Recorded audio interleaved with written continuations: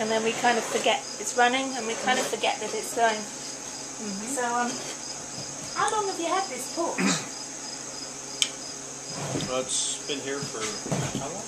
Long time. The house We've been here since '87, and the porch was here. 1987. The house was built 1790-ish. You know, probably this porch was added on 1800s, probably.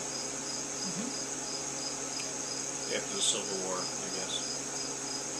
But, so Salem was very young then. Was it, what, 30 years old or something when this house was built? yeah, yes. Salem was young. Yeah. Salem was founded about 1700, maybe. Yeah. Well, I was reading today. You tell us. I think it was 1763, but I may be wrong. The official charter? Yeah, Al Cormier gave me the little history of the paper. And it was White Creek then or something. And then New Perth. Some kind of... New Perth. It was called New Perth? Oh, I obviously haven't read all of it. There's two different segments of Salem. Okay, so which bit was New Perth? I'm not sure if it was like the Scottish. There was like two factors that came in. They had the Turner patent. Yeah, yeah.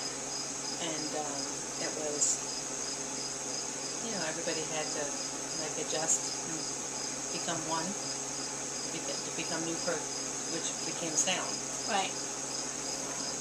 So. And we had this awful struggle with this country from over the ocean. I know.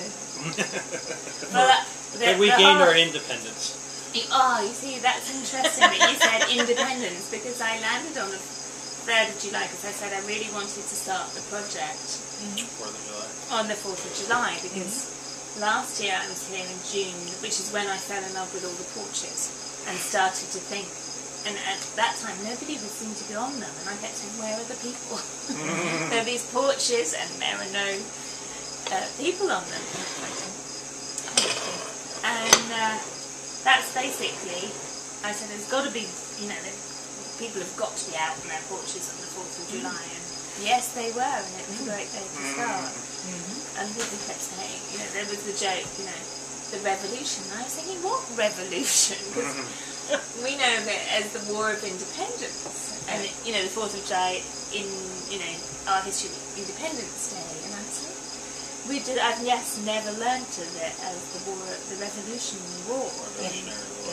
Just a different perception. Yeah. Amazing. But that's interesting in itself, isn't it? And then, you know, just, I was like, oh, okay, you get revolution, yeah. No taxation without representation, that's right. So that the whole ball rolling. The Tea Party was, and it's interesting because we're kind of back in that place again. How with the? Can you explain that a little bit?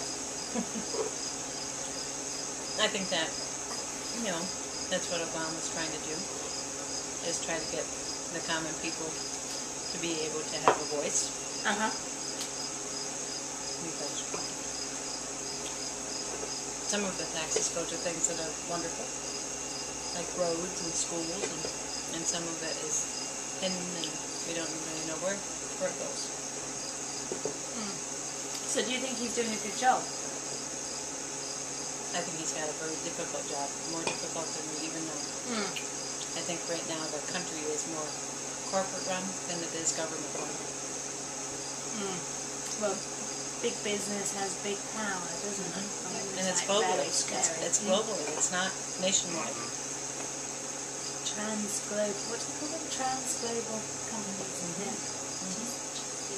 And some of them are wealthier than most countries. But didn't Obama signed some big financial reform yesterday? Yes, for the Wall Street, which was pretty amazing. It's huge. It's a huge accomplishment. I mean, the amount of things he's brought to the table, just in the short time he's been in office, has been. I mean, you figure healthcare, Wall Street reform, banking practices, you know. Just the gulf of just BP. You know, that's going to be changing lives forever. Yeah, well that's a terrific Yeah, terrific. disaster, isn't it?